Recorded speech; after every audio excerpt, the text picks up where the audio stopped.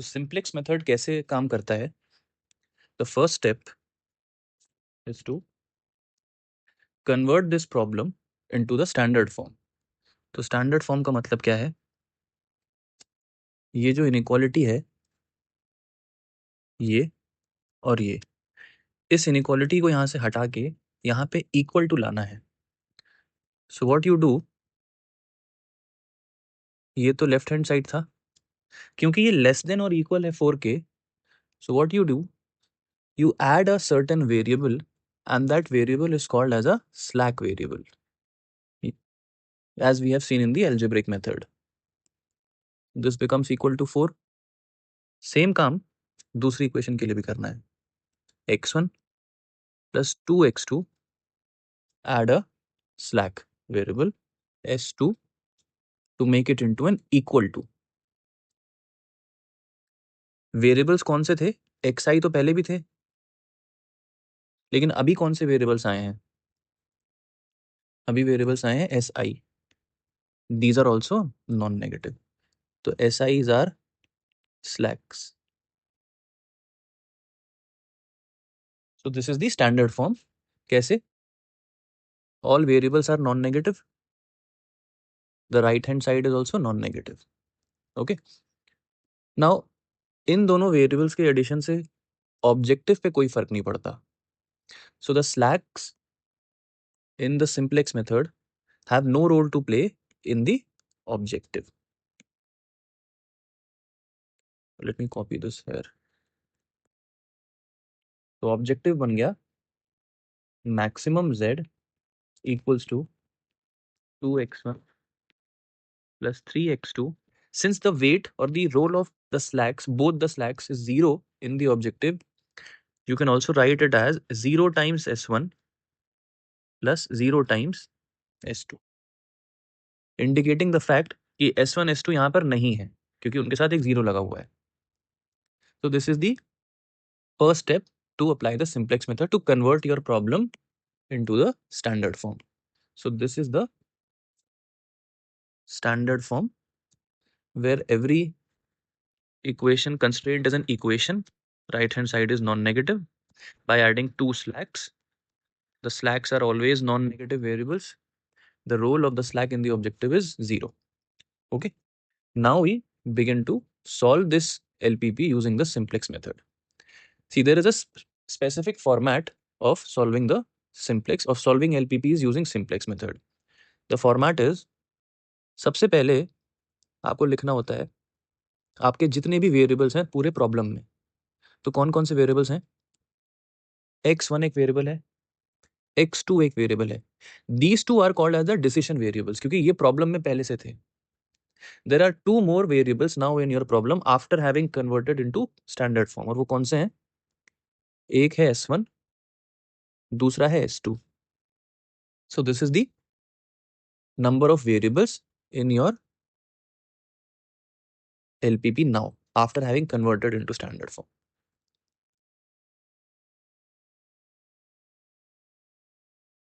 The template is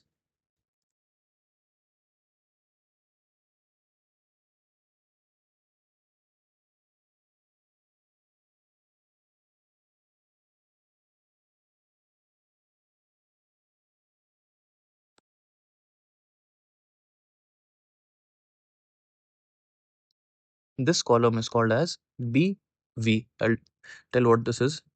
Next में आता है CB. Okay. So BV stands for basic variables. कि आपके प्रॉब्लम में करंटली कौन से वेरिएबल्स बेसिक हैं. CB stands for cost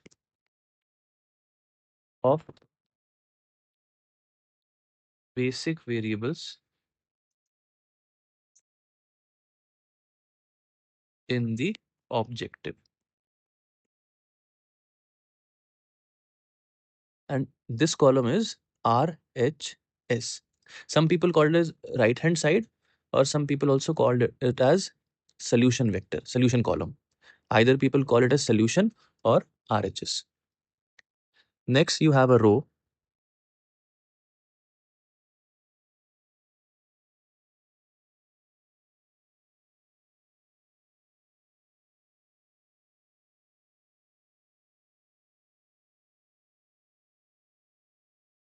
This row is called as Zj minus Cj. Now, how to fill the entries of this table? The first row, this row will be filled by the first coefficients of the first equation in your standard form. So x1 का coefficient is 2, x2 का is 1, s1 का is 1 and s2 का 0, क्योंकि s2 है नहीं पहली constraint में. Right hand side पे you have a 4. It is just writing the constraints in a specific manner. अगले का 1, x2 का 2, दूसरी में s1 नहीं है, s2 है, राइट हैंड साइड पे 5. Now in this table, in these inner entries, there are specific columns that you have to look for. वो columns कौन से हैं? You have to look for columns of the identity matrix. यानी कि columns कौन सा? 1 0. Look for the column 1 0 and see the variable under which this column is found.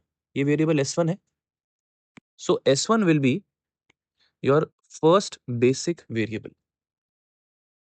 Now look for the second column of the identity matrix, which is in fact 0 1. और 0 1 आपको कौन से variable के नीचे दिखता है? s2 के नीचे. So your second basic variable is s2. So once again, you have to find this block of matrix, the identity matrix. उसका पहला कॉलम जिस भी वेरिएबल के नीचे लिखा जाएगा, देख रहे हो आप, that variable will be the first basic variable. The second column corresponds to the second basic variable. Now CB के नीचे क्या लिखना है? Okay. ये x1, ये जो हमने लिखे हैं x1, x2, s1, s2. For simplicity, what you write, इनके ऊपर लिखो जो इनके कोएफिशिएंट्स हैं ऑब्जेक्टिव में. ऑब्जेक्टिव देखो ये है, बस इनके कोएफिशिएंट्स यहाँ पे लिखने हैं. सो 2, x2 का 3, स्लैक का 0 एंड 0. नाउ CB कॉलम में क्या आएगा? S1 बेसिक वेरिएबल है, इसके बगल में S1 का कोएफिशिएंट लिखना है ऑब्जेक्टिव में, जो कि क्या है? 0. तो राइट अ 0. S2 के बगल में क्या लिखना है जो S2 का कोएफिशिएंट है ऑब्जेक्टिव में? That is 0. So right 0 and 0. अब बात आती है Zj minus Cj रो की. Some people also call this row as only Z, but in many books you'll find it written as Zj minus Cj, both are correct. Now there are entries to be filled. वो कौन सी entries हैं? एक ये, एक ये, एक ये, this, and this is a special entry.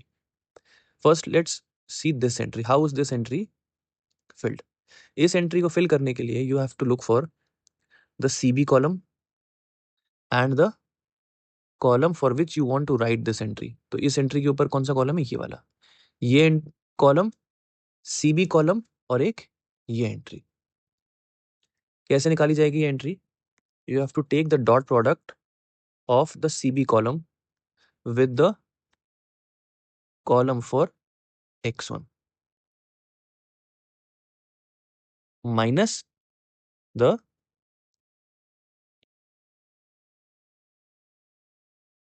तो डॉट प्रोडक्ट लेना है तो मतलब डू दिस. 0 इंटू 0 एक कॉलम है CB वाला.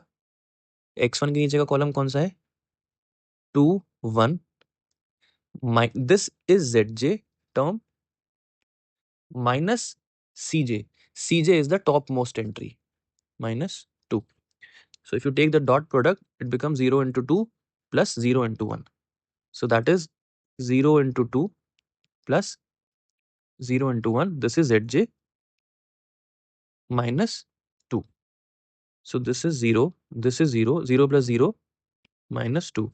So this is equal to minus 2. So this minus 2 you write there. So minus 2 is the entry that is written. अब आते हैं इस एंट्री पे. ये कैसे लिखी जाएगी? Take the dot product of the CB, once again this with this. बस करना क्या है? कॉम्पोनेंट वाइज मल्टीप्लीकेशन करना है. 0 का 1 के साथ प्लस 0 का 2 के साथ. जो आंसर आए उसमें से 3 माइनस कर देना है. तो 0 का 1 के साथ प्लस 0 का 2 के साथ हो गया dot product of two vectors minus the top most entry, that is -3. So the result is overall -3. So this is in fact -3. यहाँ पे क्या आएगा, ये CB और ये 1 0, इसका component wise multiplication 0 into 1 plus 0 into 0 is 0, 0 minus 0 is again 0. This is 0. ये कैसे निकालेंगे, 0 कॉलम ये वाला CB का कॉलम और ये 0 1 का column. Take the dot product 0 into 0 plus 0 into 1 is 0 minus the topmost entry. So this remains as 0. Now ये स्पेशल कौन सी एंट्री है, this is a special entry. इसमें भी करना वही है, 0 CB का कॉलम पूरा multiply by 4 5 component wise, 0 into 4 plus 0 into 5, minus करने के लिए कुछ नहीं है. Okay, so this is only 0, minus नहीं करना है, just 0. So the value that you get in this intersection portion is in fact the z value. यानी कि ऑब्जेक्टिव का वैल्यू अभी क्या है, ऑब्जेक्टिव का वैल्यू अभी 0 है. तो this is the initial table of the simplex method. This is the 0th table. अभी कुछ नहीं शुरू किया, we have just written this LPP into this table and calculated some new number that is Zj minus Cj. Now अब क्या करना है, for a maximization problem, problem maximization का है, तो क्या होगा, there will be a variable. जैसे अभी वेरिएबल्स कौन कौन से हैं हमारे पास, वेरिएबल्स हैं x1 x2 s1 and s2. Basic variable कौन है अभी, s1 s2, यानी कि s1 s2 बेसिक हैं और ये दोनों नॉन बेसिक हैं. तो फिलहाल these two variables are non-basic and these two variables are basic.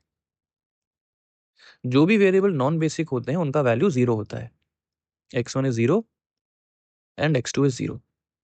जो वैल्यू बेसिक हैं s1 और s2, उनका वैल्यू कैसे दिखता है, s1 का वैल्यू इज 4, यानी कि s1 का वैल्यू इज 4, s2 का वैल्यू इज 5. तो s1 का वैल्यू अभी 4 है और s2 का वैल्यू अभी 5 है. तो सिंप्लेक्स क्या करता है, बेसिक और नॉन बेसिक के बीच में एक कॉम्पिटिशन रहता है.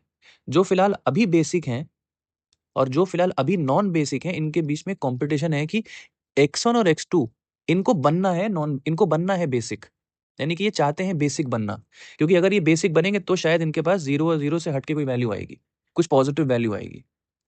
सो the overall method is only trying to enter a variable and make somebody leave. वो कैसे डिसाइड होता है, for a maximization problem the rule is और द कन्वेंशन इज, जो Zj माइनस Cj में मोस्ट नेगेटिव होता है वैल्यू, वो वैल्यू एंटर करती है. जैसे -2 -3 में what is most negative, the most negative value is in fact -3.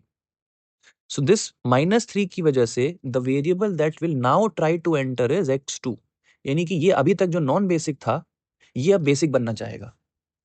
But the question is कि अगर इसको बेसिक बनाएंगे तो इसको इन्हीं में से कहीं एक जगह लाना पड़ेगा, जहां पे फिलहाल s1 बैठा हुआ है और यहाँ पे फिलहाल s2 बैठा हुआ है. इसका मतलब है कि जो आ रहा है वो किसी एक को यहां से डिस्प्लेस करेगा.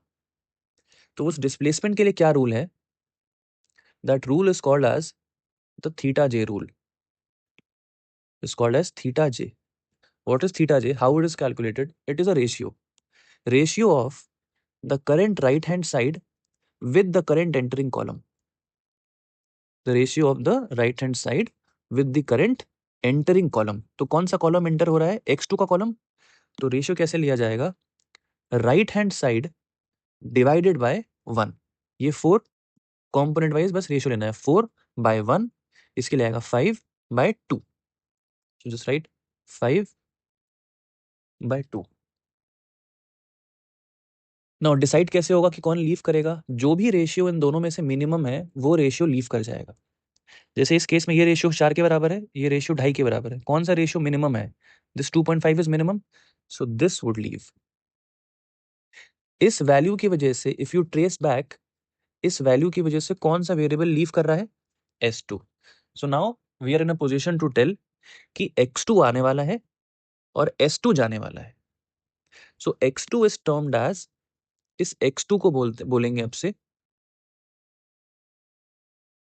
X2 is entering variable and S2 is the leaving variable। तो होगा क्या? अब हमारा सिंप्लेक्स का आइट्रेशन स्टार्ट होगा। कैसे? First of all just extend this table further.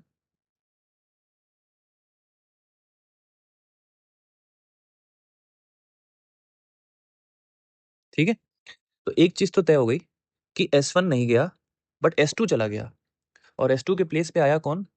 S2 के प्लेस पे आया है X2 अभी जस्ट। S1 के बगल में हम क्या लिखते हैं? S1 का जो कोएफिशिएंट है ऑब्जेक्टिव में कितना है? 0। सो यहाँ पे 0 आने वाला है, सो राइट 0। X2 के बगल में क्या लिखेंगे? जो X2 का कोएफिशिएंट है ऑब्जेक्टिव में वो कितना है? 3। So right 3। अब एक इंपॉर्टेंट चीज that is crucial to this entire algorithm, what is that? जब ये डिसाइड हो गया कि कौन सा वेरिएबल लीव करेगा और कौन सा वेरिएबल आएगा, so now see the entering column and see the leaving row, find that point which is at the intersection. तो कौन है इंटरसेक्शन पे? This to. ओके, तो जो इंटरसेक्शन पॉइंट होता है that point is called as the pivot point and that value is called as the pivotal value. तो इस केस में वैल्यू कौन सी है? वो pivotal, that pivotal value is in fact ये 2। Okay, now what do you have to do is in the algorithm, उस pivot को, pivot should be always equal to 1। यानी कि ये जो 2 दिख रहा है फिलहाल, ये पिवट है, ये तो सही बात है, बट इस पिवट को 2 नहीं होना, इस पिवट को क्या होना पड़ेगा? 1 होना पड़ेगा। So what you should do, what you will have to do for the simplex method is, इस 2 को 1 बनाओ। बट इस 2 को 1 बनाने से सिर्फ काम नहीं चलेगा, because you cannot just divide only this 2 to make this into a 1। You have to divide the entire row by the pivot value, that is 2. So you have to make an elementary row operation, that is what? Row 2, because this is second row, what you can do is row 2 को through out आप 2 से divide कर दो। तो क्या बनने वाला है? देखो, यहां पे बन जाएगा हाफ। जब आप 2 को डिवाइड करोगे 2 से तो हो जाएगा 1, यानी कि पिवट हमारा 1 बन गया। 0/2 स्टिल 0, 1/2 इज 1/2, ये बन गया 5/2। तो करना क्या है? इस 2 को, जो कि पिवट था, पिवट को देखना है, उस पिवट को 1 बनाना है। इस 2 को 1 बनाने के लिए क्या किया हमने? सिर्फ इस एंट्री को 2 से डिवाइड नहीं किया है, हमको पूरी रो पे लगाना पड़ेगा वो ऑपरेशन, बिकॉज अल्टीमेटली ये इक्वेशन ही है ना। ऐसा नहीं कर सकते कि आप इस रो को, इसी को डिवाइड कर दो 2 से, फिर तो इक्वेशन ही बदल जाएगी। So if you do this entirely then it is correct mathematically. सिर्फ इसको 2 से डिवाइड करके काम नहीं चलेगा, सो थ्रू आउट 2 से डिवाइड करोगे तब बात बराबर है। Now the next step is, इस पिवट को जो आपने 1 बनाया है फिलहाल, this is the pivot, currently ये 1 बन चुका है, पहला स्टेप कंप्लीट है। करना क्या होता है? इस पिवट के ऊपर और इस पिवट के नीचे अगर कोई जगह होती, जैसे अभी तो सिर्फ 2 ही कंस्ट्रेंट्स हैं, 2 ही इक्वेशंस हैं, अगर होती कोई तीसरी कंस्ट्रेंट भी, तो करना क्या होता है? पिवट के ऊपर 0 बनाना होता है और पिवट के नीचे भी बनाना पड़ता अगर कोई तीसरी इक्वेशन भी होती तो।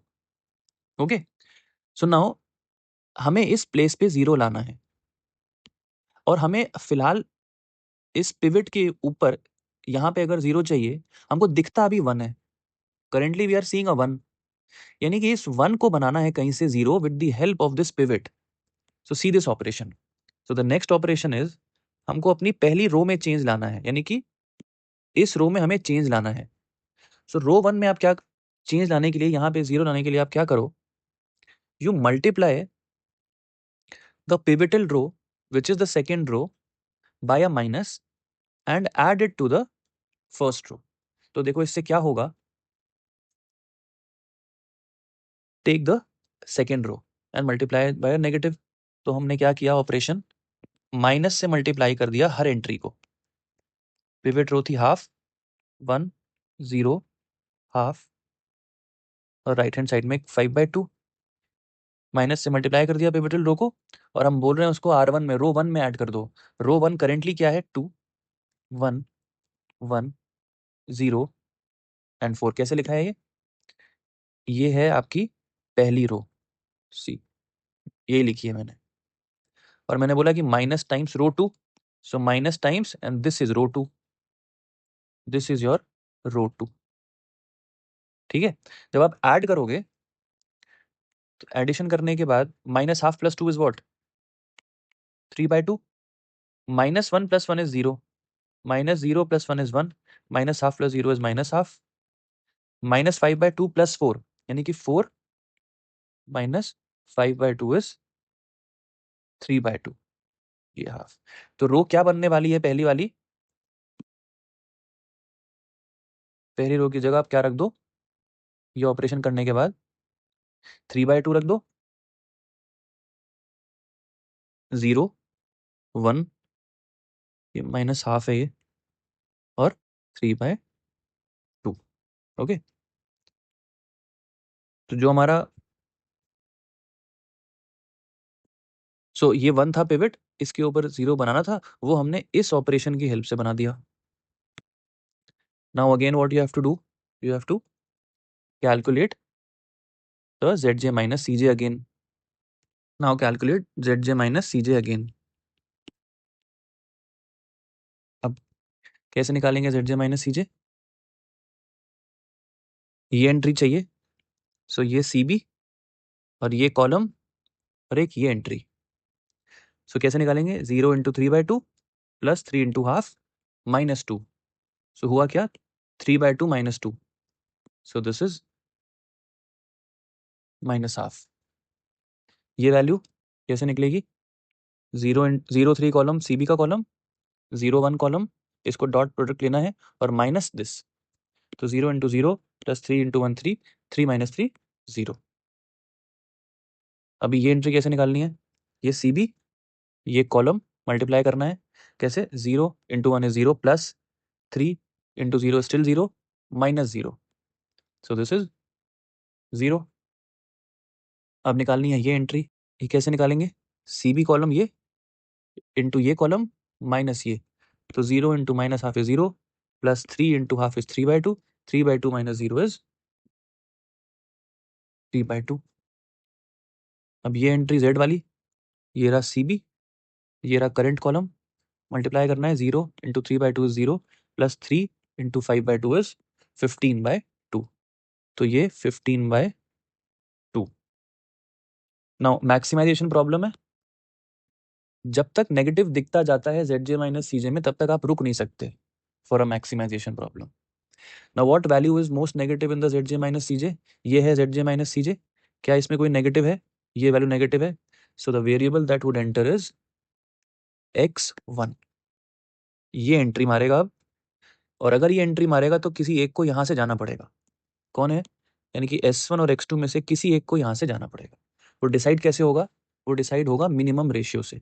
कैसे निकलेगा वो ratio, see the RHS and see the entering column, take the ratios। RHS की वैल्यू न्यूमरेटर में, which is 3/2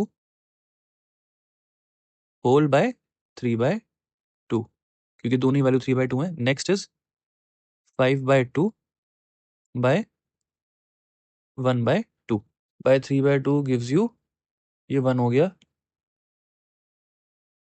और ये 5 हो गया, सो दिस इज 5। तो कौन सा रेशियो निकलता है, जो रेशियो छोटा होता है, so this would leave, and where is the pivot, C. अच्छा, पिवट बाद में देखते हैं, अभी डिसाइड कर लेते हैं कौन सा वेरिएबल अंदर आया और कौन सा बाहर जा रहा है। सी, x1 is entering and if you trace this, s1 is leaving, So now we can extend the table.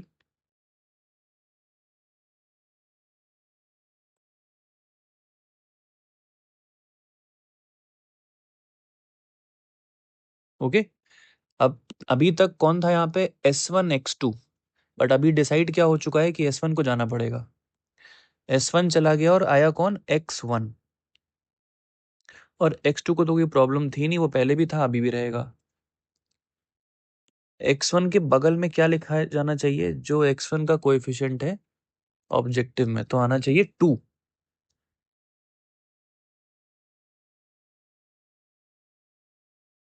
Next, कितना कोएफिशिएंट है X2 का, 3, तो यहां आना चाहिए 3।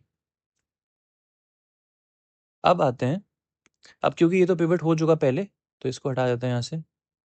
नॉर्मल 1 है अब तो ये, क्योंकि अब नया पिवट बनेगा। Now see the leaving row and see the entering column.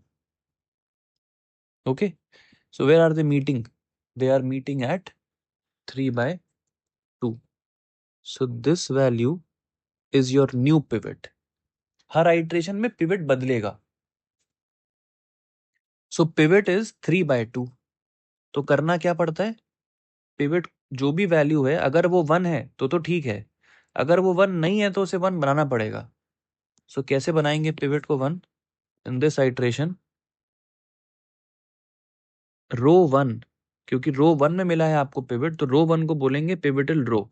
तो क्या करो, रो 1 में इस वैल्यू को 1 बनाने के लिए, क्योंकि अभी ये 3 बाय 2 है, आप क्या करो, इस पूरी रो को 2 बाय 3 से मल्टीप्लाई कर दो।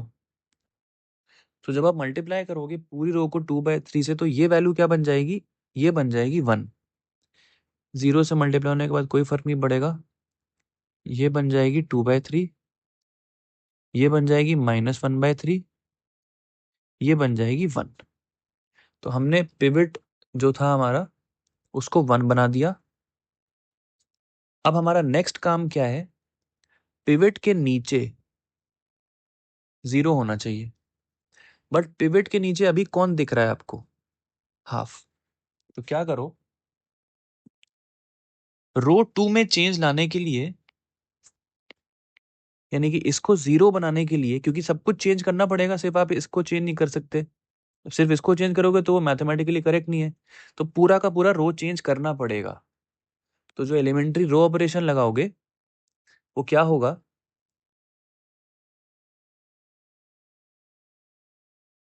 पहली रो को से मल्टीप्लाई करके आप दूसरी में ऐड कर दो। देखो कैसे, ये रही पहली रो, अब द न्यू फर्स्ट रो, जब आपने पिवट को 1 बना दिया है, इस रो को मल्टीप्लाई करो -1/2 से और ऐड कर दो दूसरी में, तो देखो बन जाएगा 0 यहां पर। कैसे बनेगा देखते हैं, देखो -1/2 इंटू वॉट रो, 1 0 2/3 -1/3, और राइट हैंड साइड में एक 1 भी है। इसको मल्टीप्लाई करके सेकेंड रो में ऐड करना है, सेकेंड रो ये है। So what is the second row, it is half, it is 1, it is 0, it is half, it is 5/2. So if you add, so -1/2 plus half is 0, ये लिख दिया, -1/2 into 0 is 0, 0 plus 1 is 1, ये 1, -1/2 into 2/3 is -1/3, -1/3 plus 0 is -1/3, -1/2 into -1/3 is 1/6, 1/6 plus 1/2 is 4/6, that is 2/3, -1/2 into 1 is -1/2, -1/2 plus 5/2 is 4/2, 4/2 is just 2। तो ये भर दी हमने second रो।